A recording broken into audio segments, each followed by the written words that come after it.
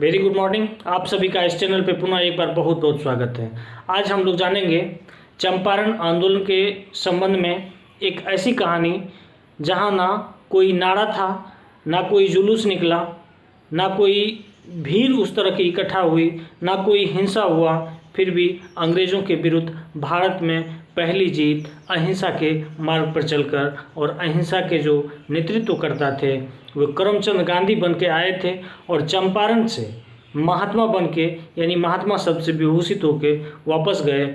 और इस सत्याग्रह या फिर इस आंदोलन का परिणाम ऐसा हुआ कि पहली बार अंग्रेज़ों को घुटने टेकने के लिए मजबूर होना पड़ा। दूसरी बात कि इस आंदोलन से संपूर्ण देश यानी संपूर्ण भारत की राजनीति की को एक नई दिशा मिली, नई दशा मिली। इस आंदोलन से अनेकानेक ऐसे नेता हुए जो भारतीय राजनीति में अग्रणी भूमिका निभा के राष्ट्रीय आंदोलन में अपना अहम योगदान दिए। फलस्वरूप ऐसा हुआ कि 1947 तक आते आते भारत छोड़ना पड़ा अंग्रेज़ों को। तो दोस्तों, आज हम इस बारे में जानेंगे। आप अगर नए हैं तो निश्चित रूप से सब्सक्राइब कीजिए, और मेरी कोशिश रहेगी हिस्ट्री के जितने भी आंदोलन हैं उसको मैं आपके सामने एक कहानी के रूप में इस तरह से परोसूं कि आपके ब्रेन में, आपके मस्तिष्क में इस तरह से सुसज्जित होकर बैठ जाए कि फिर आपको भूलना कठिन हो जाएगा। दोस्तों, पश्चिमी चंपारण आंदोलन जो है 1917 की घटना है। इससे पहले मैं बता दूं कि गांधी जी अहिंसा के मार्ग पर चलते हुए साउथ अफ्रीका में इंग्लैंड के विरुद्ध जो है एक बहुत बड़ी जीत जीते थे, और इस जीत की जो व्याख्या थी, इस जीत की जो गरिमा थी, इस जीत की जो रोशनी थी, वो लगभग संपूर्ण देश में इस बात की जानकारी हो चुकी थी, क्योंकि पत्र पत्रिका के माध्यम से जो है आदान प्रदान होते होते सभी आदमी को इस बात की जानकारी हो गई थी। अब मैं वस्तु स्थिति आपको बता दूं चंपारण की। चंपारण जो है नील आंदोलन से संबंधित है। इससे पहले भी नील दर्पण के माध्यम से नीलहे द्वारा जो है शोषित किसान की जो स्थिति है उसको दिखाने का कोशिश किया गया, लेकिन किसी भी कोशिश को कामयाबी इसलिए नहीं मिली क्योंकि उसकी जो प्लानिंग थी, पृष्ठभूमि थी, उसको कुचल दिया गया, उसको जो है दबा दिया गया अंग्रेज़ों के द्वारा। और मैं आपको बताऊं, इतनी बर्बरतापूर्ण उसकी पिटाई की जाती थी जिसका कल्पना आप नहीं कर सकते हैं। जो अंग्रेज़ के विरुद्ध आवाज़ उठाते थे उनको लोहे के रड से पीटा जाता था। आप जानते हैं कि यहाँ जलोढ़ मिट्टी ज़्यादा पाई जाती है, बिहार का क्षेत्र हो या फिर बंगाल का क्षेत्र हो।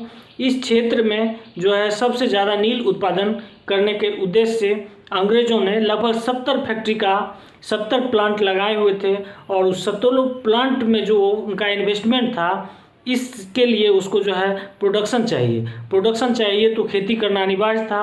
और खेती करने के लिए जितने भी नीलहे द्वारा किसानों को दिया जाता था, तो वो किसान के पास रिस्ट्रिक्शन था कि अगर आपके पास 20 कट्ठा ज़मीन है तो 3 कट्ठा ज़मीन पे आपको निश्चित रूप से नील की खेती करनी ही है। नील की खेती की जो प्रोसेसिंग होती है वो बहुत लंबी चलती है, और उसमें अनेकानेक तरह की जो कठिनाई होती है उसका भी सामना करना पड़ता है। दोस्तों, मैं आपको बताऊं, इसका एक एग्रीमेंट होता था। 20 साल, 25 साल, 30 साल, 35 साल के लिए एग्रीमेंट किया जाता था नीलहों के द्वारा जो है किसानों से। और दिक्कत सबसे बड़ी ये थी कि जब नील की खेती की जाती थी तो उसका जो फर्टिलिटी था, उसकी जो उर्वरता थी, वो दिन प्रतिदिन घटती जा रही थी। दूसरी बात, 40 से 45 प्रकार का टैक्स लगाया जाता था, कर वसूला जाता था किसानों से, जबकि पैदावार अगर उतना नहीं हुआ फिर भी उनको जो है देना ही पड़ेगा, और धीरे धीरे वो जो है ऋण में पलते जा रहा था। दिक्कत ये हो गई कि अब उनके पास खाने के लिए भी भोजन नहीं मिलता था, फिर भी उनको नील उत्पादन करना ही पड़ता था, क्योंकि अगर कोई भी इंसान या कोई भी एकता के रूप में अंग्रेज़ के विरुद्ध अगर आवाज़ उठाएंगे तो निश्चित रूप से उस आवाज़ को उसी तरह से कुचल दिया जाता था, इस तरह से बेरहमी से पीटा जाता था कि जो दूसरे आदमी उनको देखेंगे उनकी कभी जीवन में साहस नहीं होगी अंग्रेज़ों के विरुद्ध आवाज़ उठाए। इस स्थिति में जितने भी नेता थे वो सारे के सारे विफल हो गए। उसी में से एक नेता था जो मुरली भरावा का था। वो था राजकुमार शुक्ल। वो किसान की इस निर्मम स्थिति को देखकर उसका हृदय जो है पिघल गया। वो अनेकानेक कोशिश किए, अनेक नेताओं से मिले, लेकिन कहीं उनको सोल्यूशन नहीं मिला। और जहाँ कहीं आवाज़ उठाने की कोशिश किया तो अंग्रेज़ों के द्वारा उसको इस तरह से कुचल दिया गया कि मानो कि फिर उनको साहस करना बड़ी दुर्लभ हो जाता था। मैं किसानों की स्थिति की बात करूं तो आर्थिक स्थिति तो दयनीय थी ही, उसकी भोजन की भी स्थिति बहुत दयनीय हो गई। एक टाइम का खाना खाने के लिए मजबूर हो गया, शरीर में मांस की कमी हो गई, अनेक बीमारी से ग्रसित हो गए। फिर भी काम करना उसका लाचारी है, क्योंकि नील का उत्पादन करना है। क्योंकि मैं आपको बता दूं, अंग्रेज जो है संपूर्ण विश्व में ढिंढोरा पीटता रहा कि भारत जो है असभ्य है, अशिक्षित है, मैं उसको डेमोक्रेटिक कंट्री के रूप में जो है लाना चाहता हूँ। मैं अभी उस पर शासन कर रहा हूँ, मैं चाहता हूँ कि भारत डेवलप करे। जबकि अंग्रेज की हर एक स्थिति में, हर एक नीति में केवल और केवल भारत का शोषण छुपा हुआ था। मैं आपको बता दूं कि 1905 में बंगाल विभाजन, ये देश प्रेम की एकता को तोड़ना, फिर से 1911 में दोनों को जोड़ना और बिहार को अलग कर देना, यह किया था। आप अगर सोच के देखें तो ये उनकी भी सबसे बड़ी जो है कूटनीति थी। लेकिन हम भारतीयों में शिक्षा का बहुत बड़ा अभाव था और एकता की कमी थी। एकता की कमी का फ़ायदा सबसे ज़्यादा वो उठाते गए। और दोस्तों, मैं आपको बता दूं कि जब गांधी जी 1916 ईस्वी में जब कलकत्ता लखनऊ आते हैं कांग्रेस अधिवेशन में, तो उनको राजकुमार शुक्ल के द्वारा सारी व्यथा सुनाई जाती है, लेकिन उसको नज़रअंदाज कर देते हैं, इग्नोर कर देते हैं, उस पर कोई विशेष ध्यान नहीं दिया जाता है। गांधी जी को जो है उस पर बोलने के लिए कहा जाता है, क्योंकि उस कांग्रेस अधिवेशन के थीम में इस सब्जेक्ट को भी जोड़ा गया था। गांधी जी डायरेक्ट मना कर देते हैं और वो कहते हैं कि हम इस पर कुछ भी नहीं बोल सकते हैं, क्योंकि मुझे इसके बारे में हकीकत पता नहीं है। जब तक मैं इसे अपने आंखों से देखूंगा नहीं, समझूंगा नहीं, परखूंगा नहीं, तब तक मैं इसके बारे में कुछ नहीं बोल सकता हूं। मैं बोलने से असक्षम हूं। उस स्थिति में ब्रजकिशोर प्रसाद के द्वारा जो है इसका जो है कांग्रेस अधिवेशन में दिया जाता है। फिर राजकुमार शुक्ल चुंबक के तरह गांधी जी से चिपक जाते हैं। मतलब कहने का मतलब है खुशामदी लहजे से। लास्टली जो है क्या होता है कि लखनऊ से गांधी जी चले जाते हैं कहाँ, चले जाते हैं कलकत्ता। कलकत्ता भी ये पहुंच जाते हैं। अंत गांधी जी को मजबूर होके कहना पड़ता है कि हम 3-4 महीने बाद आएंगे, यानी मार्च अप्रैल में हम आएंगे। उसके बाद जो है थोड़ी सी सहानुभूति मिलती है। अब मैं बताऊं, इधर 19 लाख लोगों का एक ही मात्र आस का केंद्र, आशा का दीपक महात्मा गांधी के रूप में सभी देख रहे थे और उस 3 महीने 4 महीने की जो समय थी उसको बिता रहे थे। अब मैं बताऊं कि 3 महीने 4 महीने होने के लिए जब गांधी जी कलकत्ता से दिल्ली जाने वाले थे तो उन्होंने तार किया राजकुमार शुक्ल को कि मैं दिल्ली जा रहा हूं, लेकिन वो तार जो है इनके पास तक नहीं पहुंच पाया। शायद डाकिया की जो है इसमें कोई कमी हुई होगी। अब जो है सब्र का बांध टूटता जा रहा था। किनका भाई? तो इसका राजकुमार शुक्ल का। तो इन्होंने एक पत्र लिखा और पत्र लिखा कि बापू, मैं आपको पत्र इसलिए लिख रहा हूं कि आपके किए हुए वादा को मैं आपको याद दिला सकूं। मैं इस 19 लाख लोगों की व्यथा को सुना कि आपका भी हृदय, मैं जो है नहीं चाहता हूं कि आपका हृदय भी इसके लिए थोड़ा सा ये करे, लेकिन आप जो वादा किए थे वो समय आ गया है, इसलिए मैं चाहता हूं कि आपके वादा को याद दिला दिया जाए।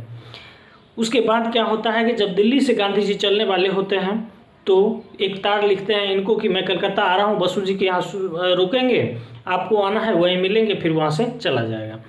जैसे इनको मिलती है तार यानी पत्र मिलती है, तुरंत इनके पास एक विशेष ऊर्जा का संचार होता है और ये तुरंत कलकत्ता के लिए रवाना हो जाते हैं। वहाँ इनकी भेंट होती है और फिर वो आते हैं। अब मैं बताऊँ, गांधी जी अपने आत्मकथा सत्य के प्रयोग में कहा है कि रास्ते में ही इनसे जो है जान पहचान तो हो ही गई थी और ये कहते हैं कि मैं चंपारण का कभी नाम भी नहीं सुना था लखनऊ अधिवेशन से पहले, ठीक है। और ये जो सोच के चले थे 2-4 दिन देखेंगे, सुनेंगे, आ जाएंगे, लेकिन ये ऐसी स्थिति होगी इसके बारे में उन्होंने कल्पना नहीं किया था। फलतरू 9 अप्रैल को वहाँ से चलते हैं, अगली सुबह पटना उतरते हैं और पहुँचते हैं राजेंद्र प्रसाद के पास।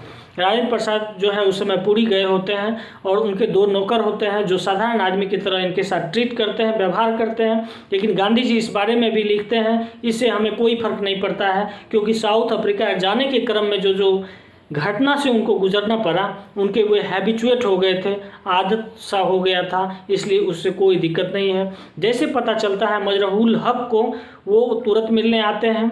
फिर यहाँ जो है पता चलता है आपको मुजफ्फरपुर में आचार्य कृपलानी को ये कॉलेज में कांग्रेस कमेटी के अध्यक्ष चुने गए थे। इस तरह से जितने भी थे, और बहुत इसमें से इनके गांधी जी को पहले से जानने वाले थे जो कि इंग्लैंड में भी साथ थे। ठीक है, तो अगर मैं ब्रजकिशोर बाबू की बात करूं तो वो भी थे। तो इस तरह से फिर क्या होता है कि राजकुमार शुक्ल इनको छोड़ के चले जाते हैं अपने गांव, ताकि अगर गांधी जी आएंगे तो उनकी अगुवाई की जा सके, उनका कुछ मैनेजमेंट किया जा सके। और अंग्रेज को जब इस बात की पता चलती है तो वो सबसे पहले क्या करता है, एक समन जारी करता है और इनको बुलाया जाता है। और बुलाया जाता है तब तक में इनकी जो भी प्लानिंग थी एकदम भव्य स्वागत के साथ। एक और घटना घटी, मैं बताऊं कि मुजफ्फरपुर से इनको बगदी के द्वारा जो है लड़कों के द्वारा खींचा जा रहा था। जैसे इनको पता चला तुरंत बगदी से उतरे और ये बोले कि अगर मुझे पता चल जाता तो मैं बगदी की सवारी नहीं करता, आप लोगों ने मेरे साथ अच्छा नहीं किया। ठीक है, तो इस तरह की इनकी महानता थी, ये तो है ही, इसीलिए वो बापू भी हैं, ठीक है, राष्ट्रपिता भी हैं। तो उसके बाद जो है एक प्लानिंग बनता है और गांधी जी को एहसास हो जाता है कि स्थिति बहुत विकराल है, मुझे गिरफ्तार किया जा सकता है। और मैं आपको बताऊं, अगर गिरफ्तारी होती तो गांधी जी की भारत में यह पहली गिरफ्तारी होती। गांधी जी वहाँ से निकलते हैं और धीरे धीरे जो है आते हैं बेतिया। ठीक है, उसके बाद जो है धीरे धीरे प्लानिंग बनना शुरू होता है और मजिस्ट्रेट का जैसे समन मिलता है तो रास्ते से ही जब भ्रमण के लिए निकलना शुरू होता है तो रास्ते में ही इसको समन मिलती है और जो है इसको बुलाया जाता है। जब ये मजिस्ट्रेट के पास जाते हैं तो मजिस्ट्रेट इनको कहते हैं कि अगली ट्रेन से जो है आप जिला छोड़ दीजिए, इसी में आपकी भलाई है, अन्यथा आपको गिरफ्तार कर लिया जाएगा।